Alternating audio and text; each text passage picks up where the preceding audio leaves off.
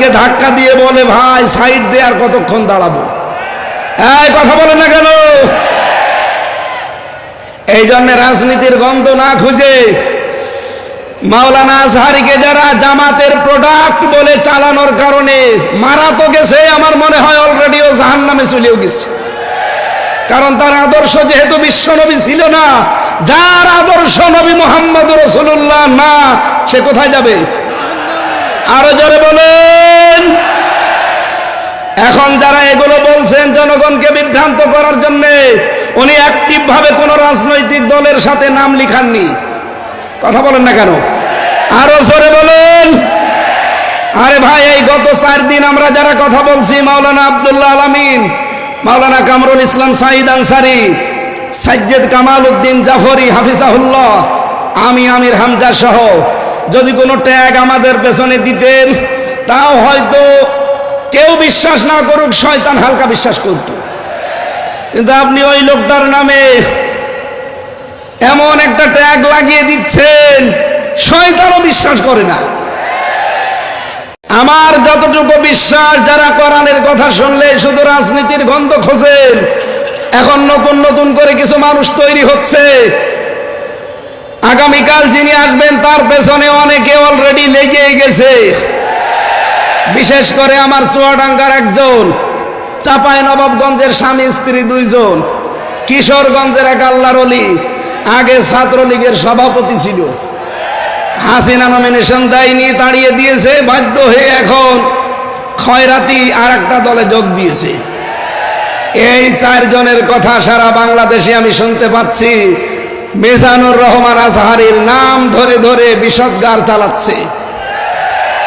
Doctor Mizanur Rahman আজহারীর নামে জামাতের product বলার কারণে আল্লাহ একজন জাহান্নামের কীট জাহান্নামে পাঠিয়ে দিয়েছে। এই কথা বলেন না কেন? সাবেক এক প্রতিমন্ত্রীকে জাহান্নামের কীট ওইটা, কারণ তার আদর্শ মুহাম্মদ রাসূলুল্লাহ ছিল না, ওর আদর্শ ছিল কোনো এক বাবা। এই কথা বলেন না কেন? সাফ কথা বলছি, বাংলাদেশে যার আদর্শ বিশ্ব নবী নয়, আপনি মরে গেলে বিনা হিসাবে বিনা বিচারে জাহান্নামে যাবেন। বিচারও লাগবে না, হিসাবও লাগবে না। আমি বানিয়ে বলছি। সূরা হুদ 12 নম্বর পারা 12 নম্বর পৃষ্ঠার 1 নম্বর লাইনের 98 নম্বর আয়াত, ইয়াকদুমু কওমাহু ইয়াউমাল কিয়ামাতি ফাআওরাদাহুমুন নার ইলা আখির আয়াত। যদিও আয়াতটা ফেরাউন সম্পর্কে নাজিল হওয়া, যত তাফসীর পড়েছি সব মুফাসসির আয়াতের বক্তব্যে সামারাইজ এইটা দিয়েছেন, যেই দলের নেতা জাহান্নামে যাবে, ওই দলের কর্মী সব তার সাথে জাহান্নামে যাবে। আপনি এবার বিবেককে জিজ্ঞাসা করে দেখেন, আপনার নেতা কি জান্নাত পাওয়ার মতো? আপনি এমন নেতার আদর্শ মানেন যার রাত 9টার পরে ঠিক মতো পা মাটিতে পড়ে না। তাল গাছকে ধাক্কা দিয়ে বলে, ভাই সাইড দিয়ে আর কতক্ষণ দাঁড়াবো? এই কথা বলে না কেন?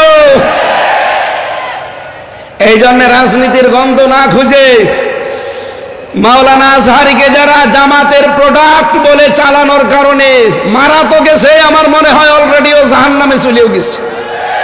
কারণ তার আদর্শ যেহেতু বিশ্বনবী ছিল না, যার আদর্শ নবী মুহাম্মদ রাসূলুল্লাহ না, সে কোথায় যাবে?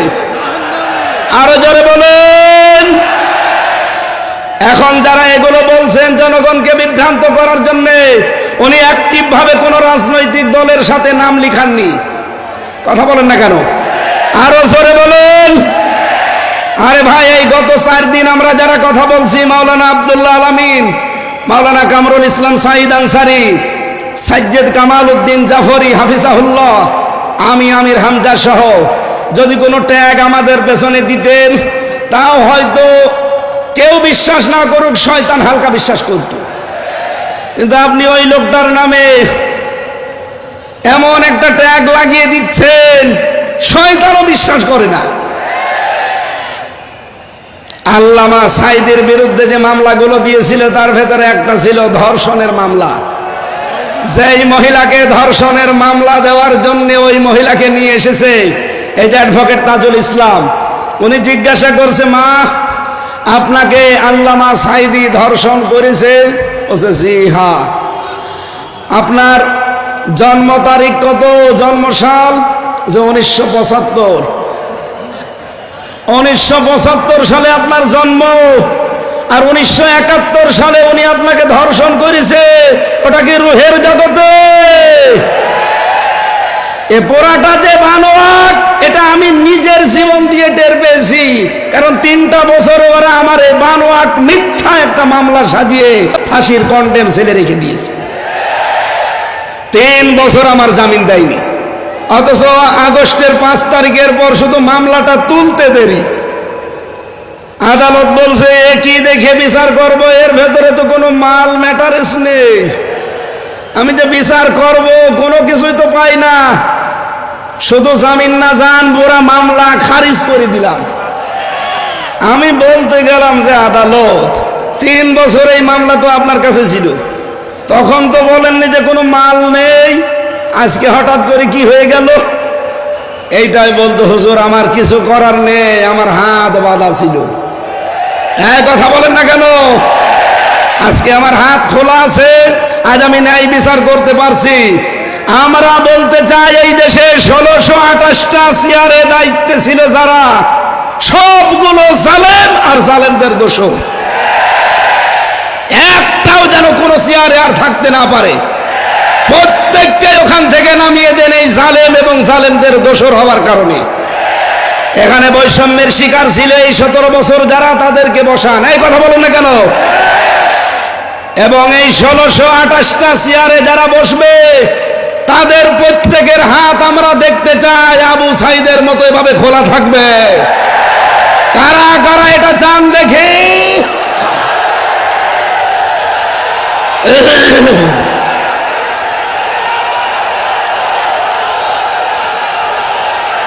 আলহামদুলিল্লাহ।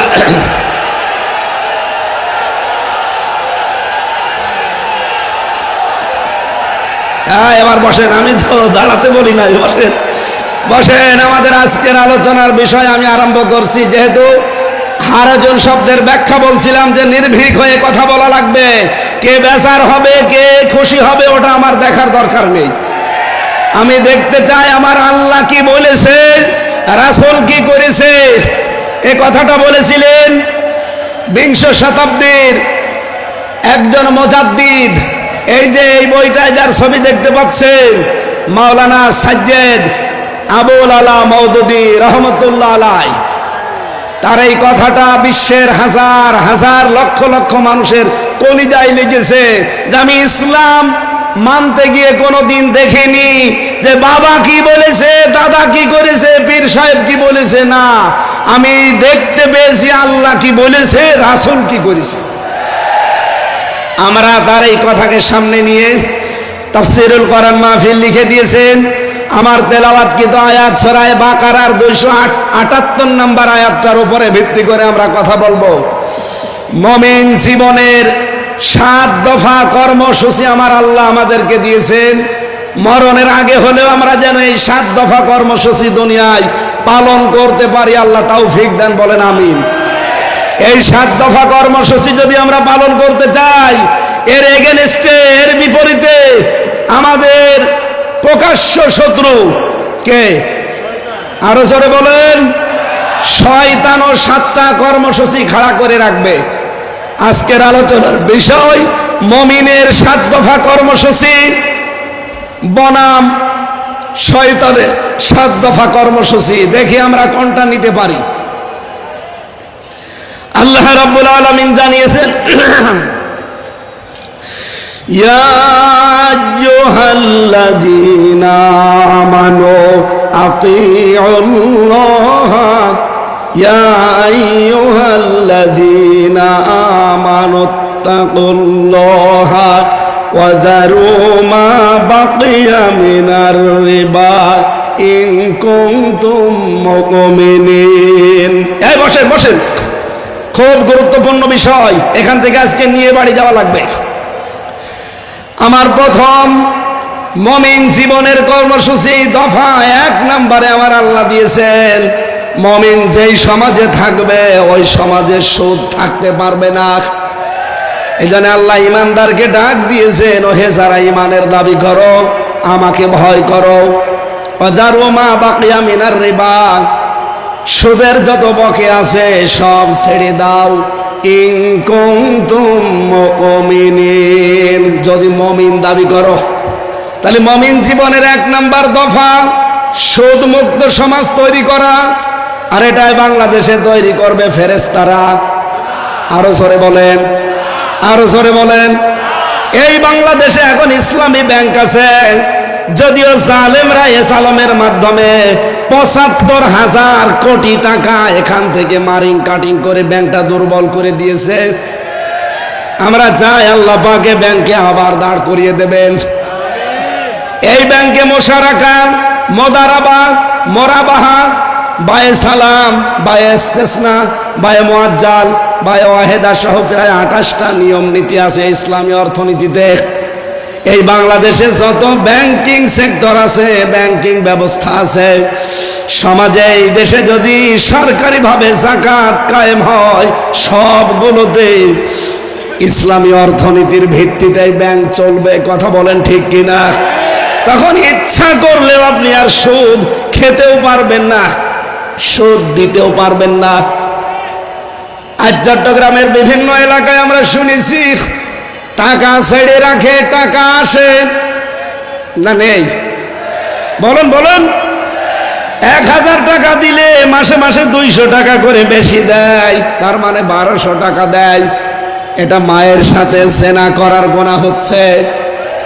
ও চট্টলাবাসী, আজকে থেকেই কঠোর সিদ্ধান্ত নেওয়া লাগবে, আগামীর বাংলাদেশ হবে সুদ মুক্ত বাংলাদেশ। এটার জন্য যদি দল করা লাগে, এটার জন্য যদি মিছিল করা লাগে, এটার জন্য যদি মিটিং করা লাগে, এটার জন্য যদি ভোট দেওয়া লাগে, মুমিন জীবনের প্রথম দফা যেহেতু এইটা, এই কাজে আমরা আছি না নেই? আল্লাহ তৌফিক দেন, বলেন আমিন। ২ নম্বরে বেশি দফা, মুসলিম না হয়ে আমরা কেউ মরব না। সূরা আলে ইমরানের ১০২ নম্বর আয়াতে আল্লাহ দলিল দিয়েছেন, ইয়া আইয়ুহাল্লাযীনা আমানুত্তাকুল্লাহা হাক্কা তুকাতিহি ওয়া লা তামুতুন্না ইল্লা ওয়া আনতুম মুসলিমুন। ওহে যারা ঈমানের দাবি করো, আমি আল্লাহকে ভয় করো যেভাবে ভয় করা উচিত, আর তোমরা মরবা না যতক্ষণ তোমরা মুসলমান না হতে পারো। আমাদের জাতির পিতা হযরত ইব্রাহিম আলাইহিস সালাম ইন্তেকালের আগে তার কলিজার টুকরা সন্তানদেরকে ডাক দিয়ে তিনি বলেছিলেন, وَوَصَّى بِهَا إِبْرَاهِيمُ بَنِيهِ وَيَعْقُوبَ يَا بَنِيَّ إِنَّ اللَّهَ اصْطَفَى لَكُمُ الدِّينَ فَلَا تَمُوتُنَّ إِلَّا وَأَنْتُمْ مُسْلِمُونَ। হযরত ইব্রাহিম ও ইয়াকুব ইন্তেকালের আগে সন্তানদেরকে ডাক দিয়ে বললেন, কলিজার টুকরার সন্তানেরা, অবশ্যই আল্লাহ তোমাদের জন্য একটা দিনকে নির্ধারিত করেছেন, মনোনীত করেছেন। দিন মানে রাতের পরে যে দিন আসবে ওই দিন, ওটা ইসলাম। দিন মানে কি? আরো জোরে বলেন। ওই দিন তোমরা দুনিয়াতে মেনে চলবা, ফালা তামুতুন্না, আর মরবা না, ইল্লা ওয়া আনতুম মুসলিমুন, যতদিন মুসলমান না হতে পারো। এজন্য মুমিন জীবনের দ্বিতীয় দফা হবে, মুসলিম না হয়ে আমরা মরব না। আল্লামা সাইদি রহমতুল্লাহ আলাইহি সারা জীবন যদি নিজে কোরআন পড়তেন, একটা শত্রু বাংলাদেশে পেতেন না। সারা জীবন যদি কোরআন বুঝতেন, একটা শত্রু তার থাকতো না। সারা জীবন যদি কোরআনে কারিম মেনে চলতেন, একটা শত্রু তার বাংলাদেশে থাকতো না। তিনি যেই বলেছেন এই কোরআন আমি নিজে পড়বো, নিজে বুঝবো, নিজে মানবো, শুধু তা না, এটা আমি মানুষকে মানাতে চাই। এই কথা বলুন। তখনই তার শত্রু হয়ে গেছে। চট্টগ্রামের আলেমদের আলেম, হাজার হাজার আলেমের উস্তাদ, হেফাজত ইসলাম বাংলাদেশের সাবেক আমির মরহুম আল্লামা শাহ আহমেদ শফি রহমতুল্লাহ আলাইহি যতদিন বলেছেন আমি কোরআন পড়বো, বুঝবো, নিজে মানবো, একটা শত্রুতার ছিল না, এদেশে অনেকে চিনতও না। যেই বলেছে না আমি এটা মানুষকে মানাতে চাই, তখনই তার নাম হয়ে গেছে তেতুল হুজুর। এই জন্য আমাদের এই দেশে আমি মুসলমান না হয়ে মরব না। এই কর্মসূচি হাতে নিলে অবশ্যই কিছুটা কিছু বাধা আসবে, সব বাধা আমি উতরিয়ে যাব, কারণ এটা আমার জীবনের দফা। 3 নম্বর দফায় পেয়েছি ওসিলা ধরতে হবে জিহাদকে। কাকে? সূরা মায়েদার 35 নম্বর আয়াতে দেখবেন, ইয়া আইয়ুহাল্লাযীনা আমানুত্তাকুল্লাহা ওয়াবতাগু ইলাইহিল ওয়াসিলাতা ওয়াজাহিদু ফি সাবিলিহি লাআল্লাকুম তুফলিহুন। বলেন আমিন। আল্লাহ ডাক দিয়েছেন, ইমানদাররা আমাকে ভয় করো, আর আমাকে পাওয়ার জন্য একটা ওসিলা তালাশ করো। সেই ওসিলার নাম হচ্ছে জিহাদ। নাম কি? তাহলে আশা করা যায় তোমরা সফল হবে। বাংলাদেশে বহু মানুষ এই আয়াতটা নিজের দিকে টেনে টেনে ব্যাখ্যা করে, আমাদেরকে ভুল ইনফরমেশন দেয়। তারা বলতে চায় ওসিলা তালাশ করো মানে পীর ধরো। কোন তাফসিরে আমি এটা পাইনি, ওরা সব বানিয়েছে। ওসিলা শব্দের ব্যাখ্যা পেয়েছি আমি 3টা। ওসিলা মানে নেক কাজ, ওসিলা মানে কোরআন, ওসিলা মানে 3 নম্বরে নবীর সম্মান। আপনি পীর ধরা লাগবে পেলেন কোথায়? সুতরাং আল্লাহ পর্যন্ত পৌঁছানোর একটাই মাধ্যম আছে উত্তম, সেটা হচ্ছে জিহাদ।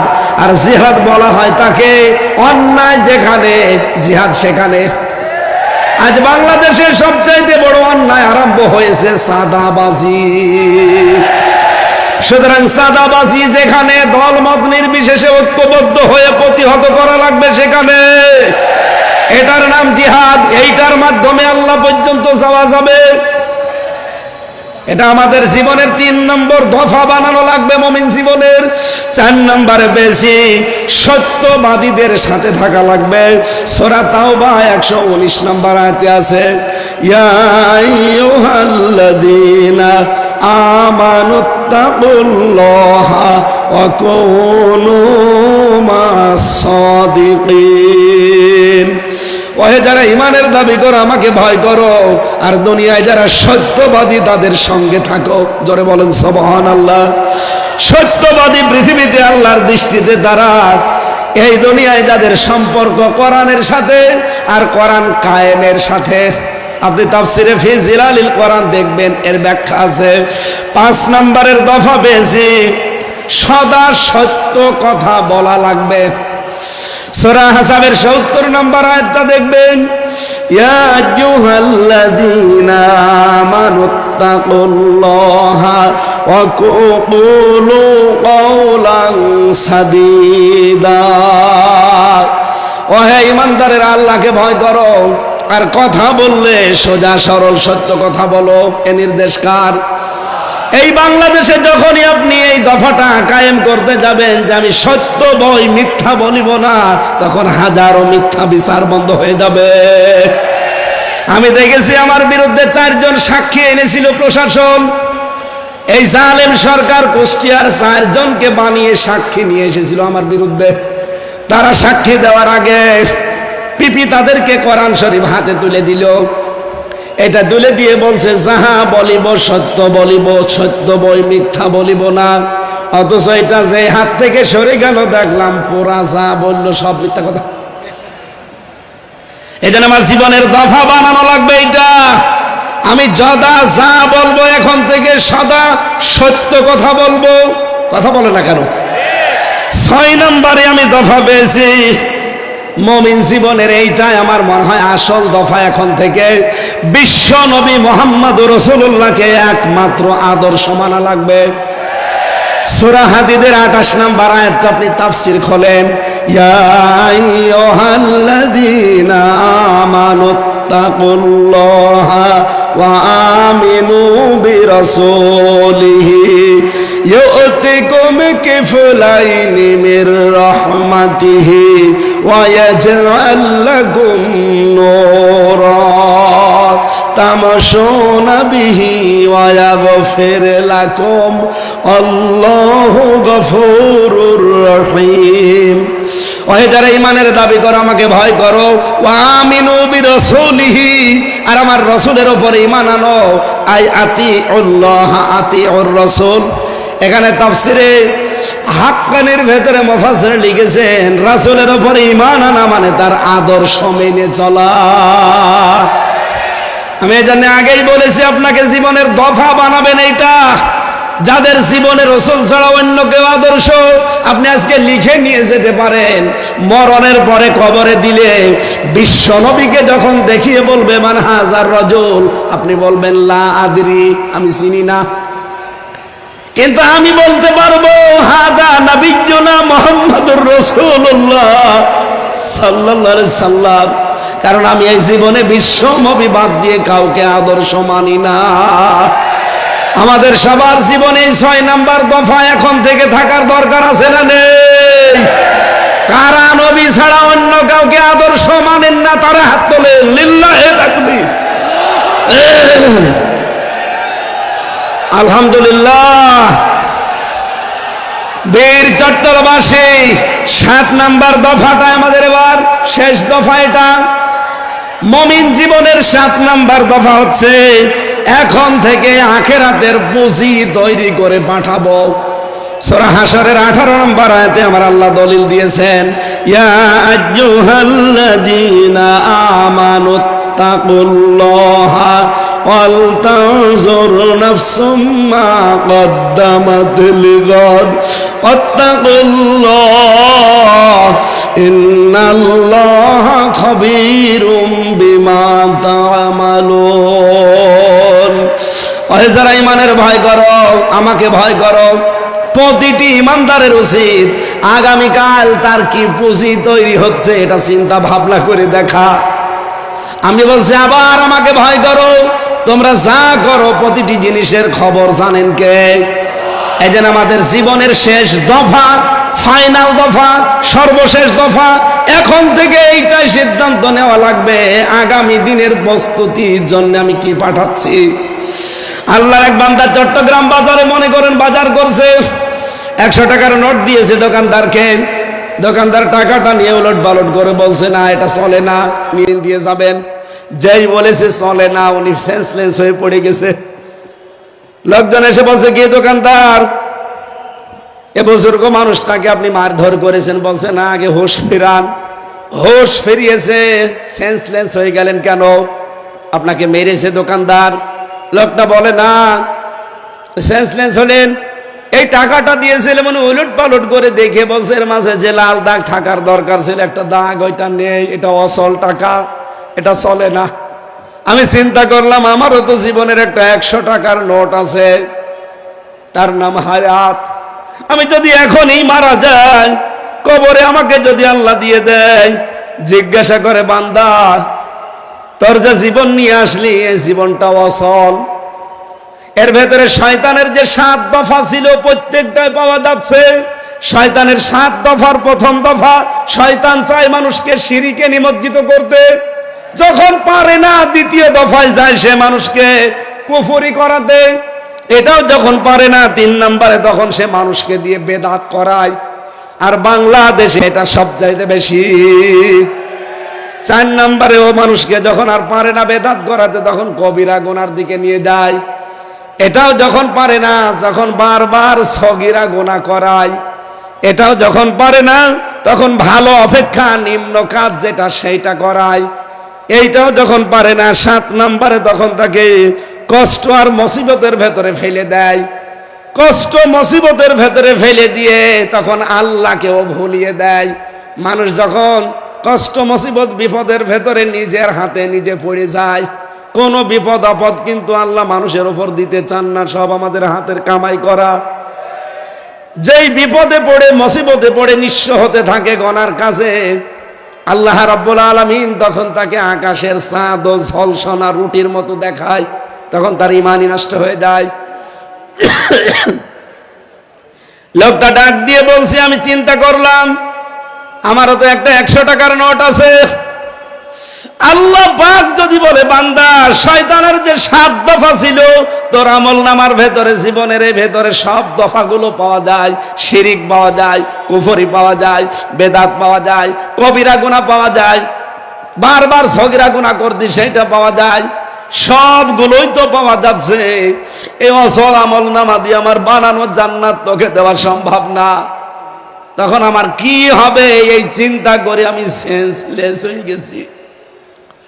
আমি যখন একা একা থাকি মাঝে মাঝে আমার চিন্তা হয়, রব্বুল আলামিন যদি বলে হামজা 2024 সালের ডিসেম্বর মাসের 31 তারিখ পর্যন্ত তোরে মাফ করে দিলাম, যা, তোর জবাব দেওয়া লাগবে না।